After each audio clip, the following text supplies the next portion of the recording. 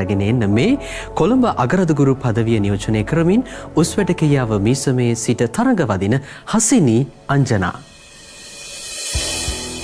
මගේ නම හසිනී අංජනා. මං ආවේ කොළඹ අගරදුගුරු පදවියේ උස්වැටකියාව මිසමේ ඉඳන්. මට වයස අවුරුදු 21යි.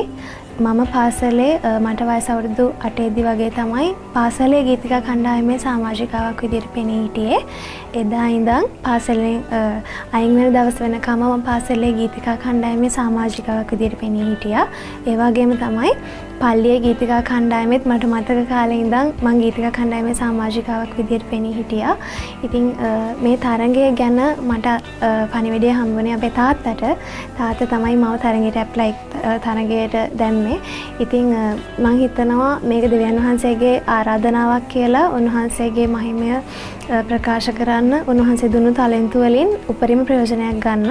ඉතින් මම බලාපොරොත්තු වෙනවා වර්බුම් ටීවී ආයතනත් එක්ක එකතු වෙලා මේ තරගෙන් ඉදිරියටම ගිහින් දෙවියන් වහන්සේගේ මහිමය ප්‍රකාශ කරන්න මම කටහඬ ප්‍රයෝජනයක් කරගන්න.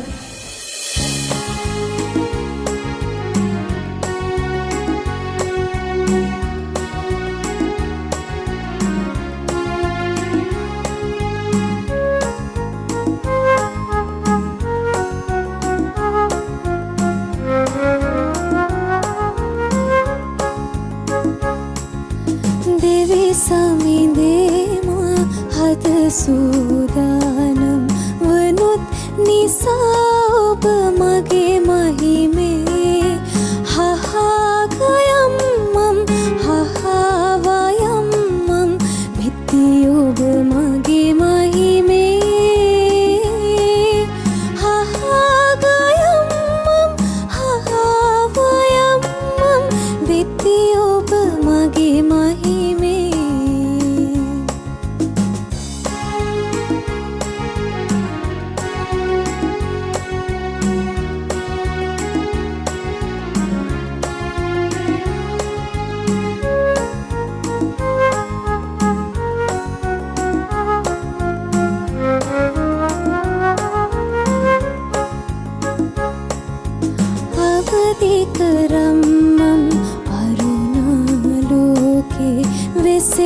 විසෙස් විහිනා හඬවා මිනිස් වරිගේ මැද්දේ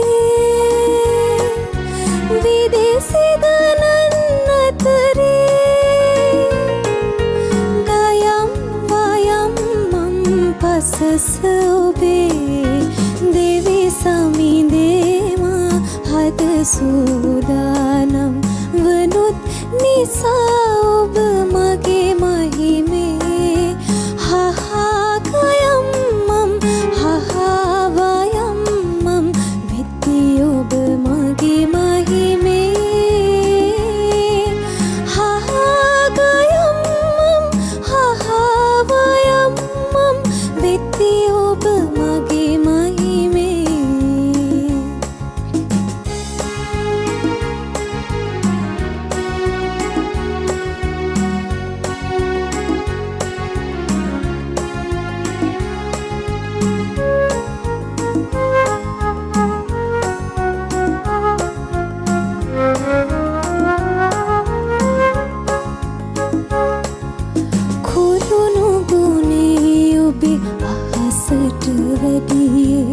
උසස්යේ උතුම් යේ සමිදේ හිතවත්කම් ඔබගේ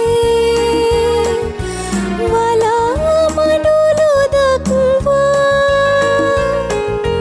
පැතිර පැතිර යනවා සමිදේ දෙවි සමිදේමා හද සූදානම් වනුත් නිසා ඔබ මගේ මහිමේ හහාගයම්මම් හහාවයම්මම් විත්ති ඔබ මගේ මහිමේ